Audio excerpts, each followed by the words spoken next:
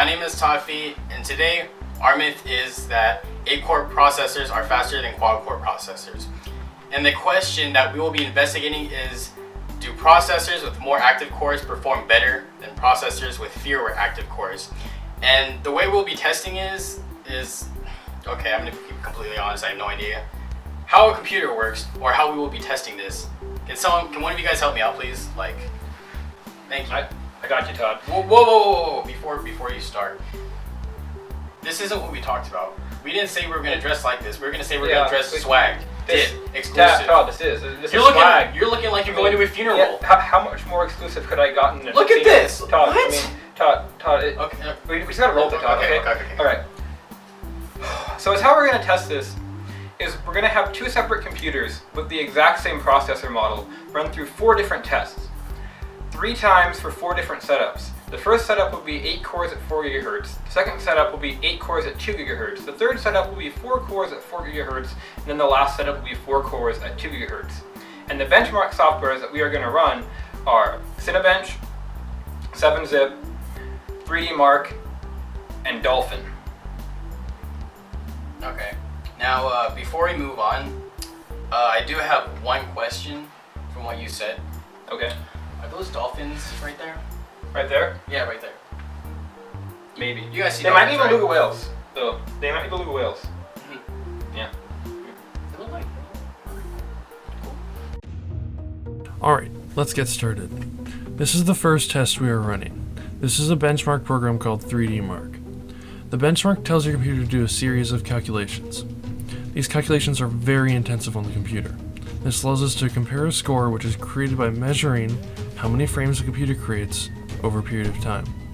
A frame is a single picture and multiple frames make up the video you see here. 3 tests later, on 2 computers, here's the first graph of data. Coming in first, we have 8 cores running at a clock speed of 4 GHz. In second, we have 4 cores at a clock speed of 4 GHz. Third, 8 cores at 2 GHz, and last, 4 cores at 2 GHz. The first test shows that 8 cores are not necessarily always faster, seeing that 4 cores that are running at 4 GHz produced a higher score than 8 cores which ran at 2 GHz. This is the second test, Cinebench. Again, it gives the CPU a very hard task to complete. This time it's creating a picture.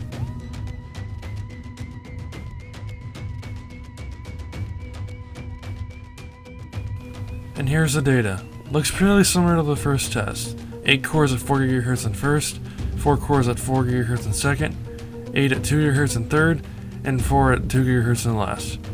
Alright, let's run the third test to see what we get.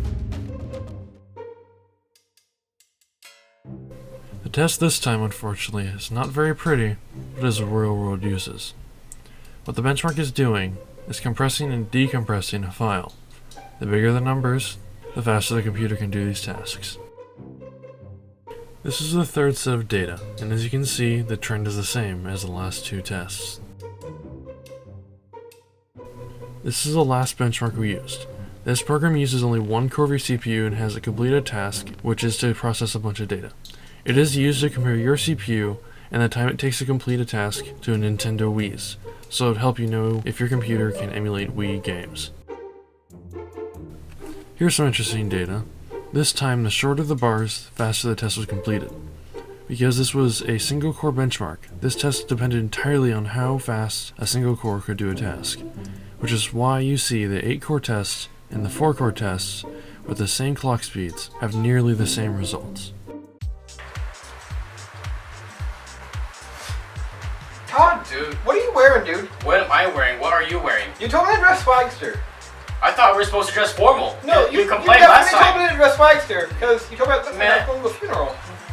But I'm about to go off on you, man. Todd, I don't want to go off on you right now. Let's just shoot this Go scene. off on me? You messed Todd, up. we're shooting the scene. You messed up. We're Okay. shooting the scene. We'll deal with this later, okay? Yeah. We'll deal with this later? Yeah. I don't need this right now. Yeah. Okay. To come to our conclusion, so more cores generally mean more raw processing power. But programs do not always take advantage of all the cores available. As we saw with the Dolphin benchmark, the time it took to complete the benchmark was about the same with 8 and 4 cores running at the same clock speed. We noticed in the data that the quad-core processor did better, if not on par with the 8-core processor when it was running at a lower speed. The myth states that all 8-core processors run faster than quad-core processors. But what does that mean, Calvin? I'll tell you what that means, Todd. That means that this myth is busted! Dude, I love that one.